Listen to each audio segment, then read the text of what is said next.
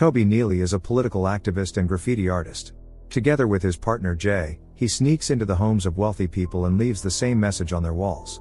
This time the guys also manage to get away before they are noticed. They quickly change clothes and part ways, acting as if nothing happened. Toby deeply believes in his ideals and doesn't care about laws and rules. Moreover, he enjoys the feeling of power and impunity, convinced that it's all for the sake of justice. That same morning, the owners of the house recently visited by Toby and Jay return and discover graffiti on the wall. "I came by." Retired High Court Judge Sir Hector Blake is passionate about pottery and lives in a huge, luxurious house. But no one knows that the ex-judge harbors a dark secret. Everyone in town is talking about the mysterious vandals who break into the homes of the rich and leave the same message. Jamil Agassi, whom his friends call Jay, deliberately gets a job at Hector Blake's estate as a gardener. While the living room is empty, Jay hurriedly examines the home's security system and sends a photo to Toby. The judge is their next target. The public sees Hector Blake, who left his position after 30 years of service as a saint, but Toby disagrees, convinced that Blake is nothing more than a hypocrite. Jay's girlfriend, Nazarene Nazrahim, looks especially happy today. When Hector Blake's name comes up, Naz mentions that her university professor was a classmate of Blake's. Naz wants to tell Jay something. Later, Jay and Toby meet at a cafe to discuss the details. Toby says that Blake's father and grandfather were prominent businessmen, so calling him Saint Blake is ridiculous. Surely he covered up his relatives' dealings. Jay suggests that maybe Hector Blake isn't a hypocrite after all, and simply tried to right his family's wrongs. However, Toby insists that everything Blake did was just a distraction. Jay then says he's out, Naz is pregnant. And he's genuinely happy about it, unlike Toby, who thinks having a child at 23 is foolish and that Jay is only going along with it for Naz's sake. The conversation becomes tense. Regardless, Jay can't take risks anymore. He's needed by his future child. Besides, what had they really changed by breaking into powerful people's homes and leaving a message? Absolutely nothing. Jay asks Toby not to involve him anymore. A medical student named Faisal is attending therapy sessions because his studies are causing him immense stress. Truthfully, he doesn't even want to be a doctor, it's his parents' dream. Faisal loves computers, but as a good son, he can't disappoint his mother, who worked herself to the bone to provide a better life for him and his sisters. Toby firmly believes that in today's world, most people only care about their own well-being, not about society's good, and that the root of evil lies in the wealthiest and most powerful. Toby is convinced that his actions will force the decaying society to reflect on the path it's heading down. The therapist, Lizzy Neely, is Toby's mother. Their relationship is complicated because Toby doesn't help around the house and doesn't have a job. He spends his days locked in his room, watching political bloggers and blasting heavy rock music. When Toby is about to go out late at night once again, his mother asks where he's spending his time. But Toby avoids answering. Tonight he plans to break into Judge Blake's house alone. Taking advantage of the owner's absence, Toby successfully disables the security system using his usual method and enters the house without difficulty. After quickly checking the rooms on the first floor, Toby is about to get to work when he hears some strange sounds coming from the basement. Toby heads downstairs. Meanwhile, Hector Blake is playing badminton with his police officer friend William Roy. During a break, Blake checks his phone and sees that the internet connection to his home security system has been lost. Apologizing to his friend, Blake immediately heads home. Toby finds old photographs depicting various moments from Blake's life. Unaware that the homeowner is already on his way back, Toby continues exploring the basement and stumbles upon a hidden red door. Peering through the peephole, Toby recoils in horror. Judge Blake arrives. He rushed so much that he didn't even change. Entering the house and turning on the lights, he listens carefully. The wireless connection to the security system is restored. Blake first checks the basement and sees a desk lamp knocked over, a clear sign that an intruder had been there. William Roy calls Blake to make sure everything is okay. Blake says it was just a false alarm and at that moment notices paint marks on a portrait of his father hanging on the wall. Taking advantage of Blake's distraction, Toby quietly slips away. He almost gets caught. When Naz's parents find out about her pregnancy, they throw her out of the house. They had expected her to get an education and build a career, but their daughter failed to meet their expectations. Not knowing what else to do, Toby comes to Jay in a panic, begging him to listen. What Toby saw in the judge's house is more than he can process. But Jay refuses to hear anything about it and tells Toby never to come back. Toby can't calm down, feeling his hands tremble. At some point he decides to call the police, even if it puts him in danger. Blake is having breakfast in front of the television when he is interrupted by the doorbell. Toby watches from a distance as two police officers enter the judge's house. When he hears the reason for their visit, Blake claims that as a former judge, he has many enemies, so anyone could have made false accusations against him. When the officers move to go down to the basement, Blake mentions Superintendent William Roy of the local police. The officers glance briefly behind the basement door and then leave. Toby realizes there will be no help coming. Meanwhile, his relationship with his mother continues to deteriorate. Lizzy constantly gets on Toby's nerves, pushing him to help clean the house. During a heated argument when his mother slaps him, Toby demands the money his father left him. But Lizzy knows that at 23, Toby is not ready for independent life. He dropped out of college, gave up on music and hasn't been able to hold a job for more than a week. Lizzy works daily with children who have much harder lives but still fight for something. Toby tells his mother she has no idea what he's fighting for, then storms out. Blake knows the intruder will return sooner or later and pretends to leave. Toby falls for the bait and returns to the judge's house, where a malnourished Persian man is being held captive in the basement. Toby says he has come to help and assists the limping man in walking. At that moment the judge comes back. It was all a clever trap. Toby and the man hurry back to the basement. The man begs Toby not to leave him there. Toby promises he will return but must hide for now. Blake searches the house for the intruder and checks if his captive is still secured. Seizing the opportunity, Toby grabs a hammer from Blake's tools, but his attempt to attack fails. After dealing with Toby, Blake disposes of all the evidence and flushes the ashes down the toilet.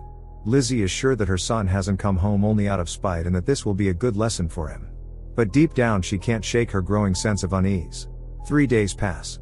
Lizzy calls all of Toby's friends, but no one including Jay, has seen him. The investigation into Toby's disappearance is handled by Detective Sergeant Ella Lloyd.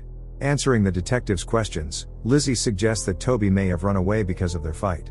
As always, the reason for their argument was the money inherited from his father. Jay lies, saying he last saw Toby about a month ago. Detective Lloyd promises to call if anything comes up. Lizzy feels that Jay is hiding something, even though he denies it. Jay also tries to call Toby, but the number is unreachable. When Naz calls Jay, he ignores it and drives to Judge Blake's house. What had Toby seen there that terrified him so much? Jay steals an envelope from Blake's mailbox but doesn't manage to leave because the police arrive. Officers search Jay and bring him to the police station. The duty detective reviews Jay's file, which is far from clean. He has been arrested multiple times for vandalism, protests and public disorder. Now Jay is being held for possession of illegal substances. He explains that his wife is 7 months pregnant, he's working 14-hour shifts and just needed a way to relax. Eventually Jay is released, and his personal belongings are returned to him.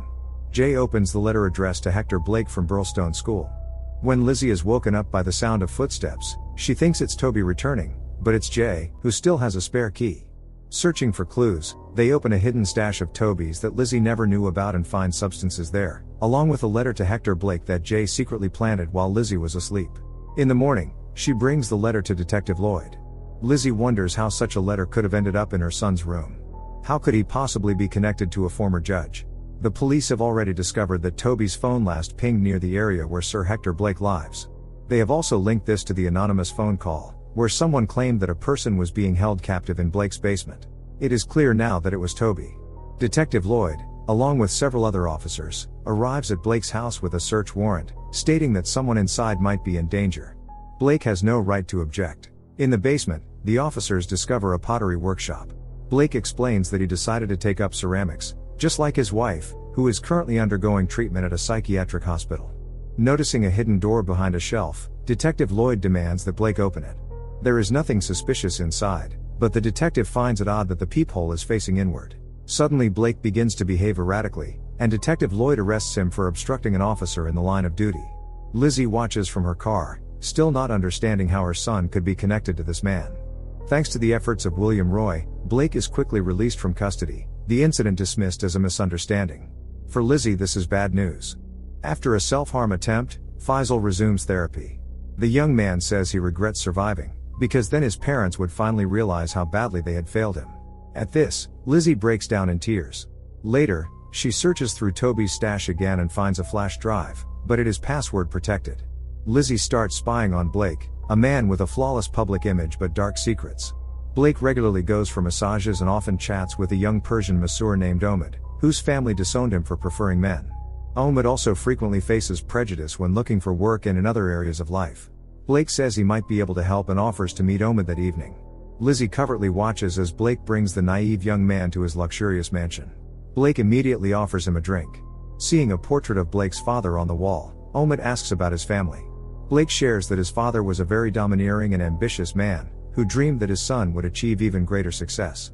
He also mentions that they once had a domestic helper named Ravi, an Indian Persian who had moved here to earn money for his family. At first Blake's father offered Ravi a job, and later invited him to live with them as a family member.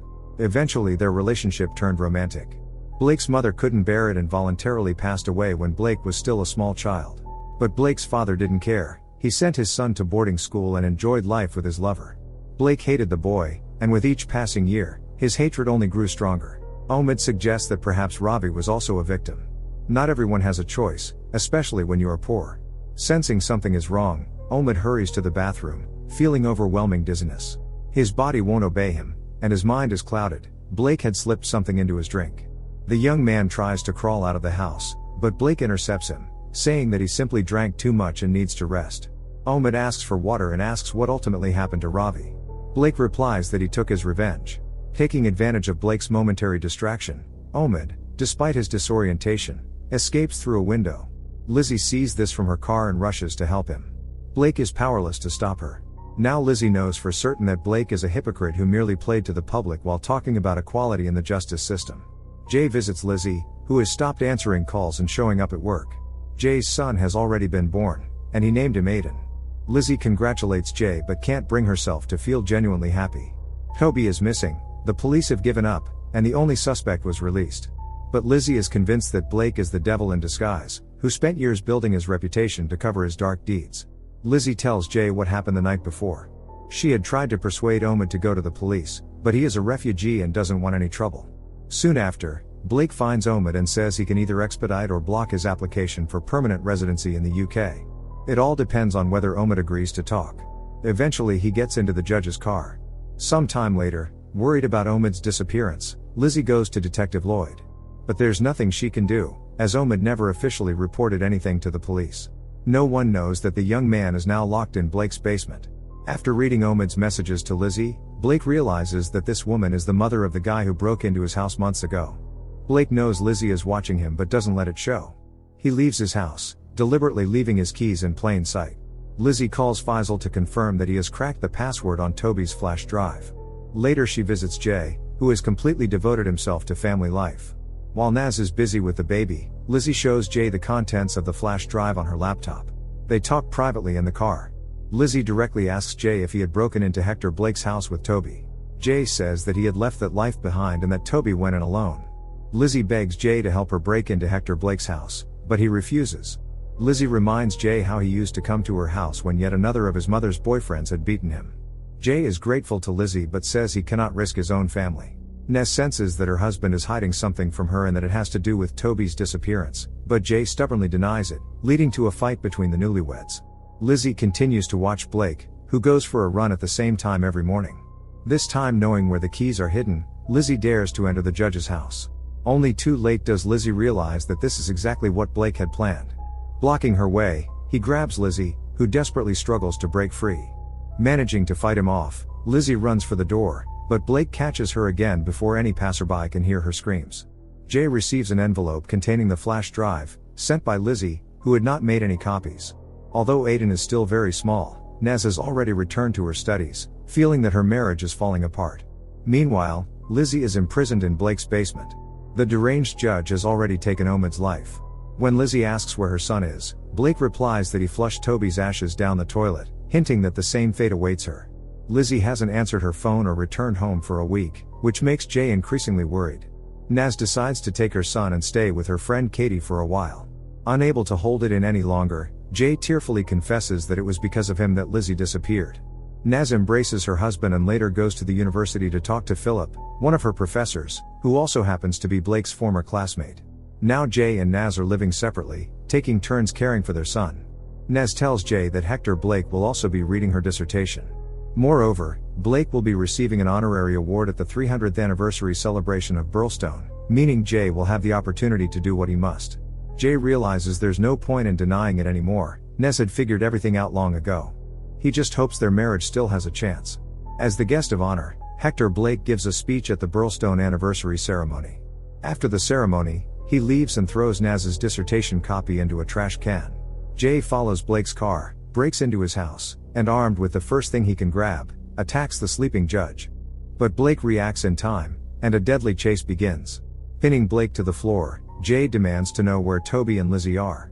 Then Jay rushes to the basement and behind the hidden door, finds the emaciated Persian man. Jay has already called the police and escapes before the officers arrive. Driving away, Jay calls Naz in tears. Officers find Blake in his home, tied up, with graffiti on the wall reading, "I came by."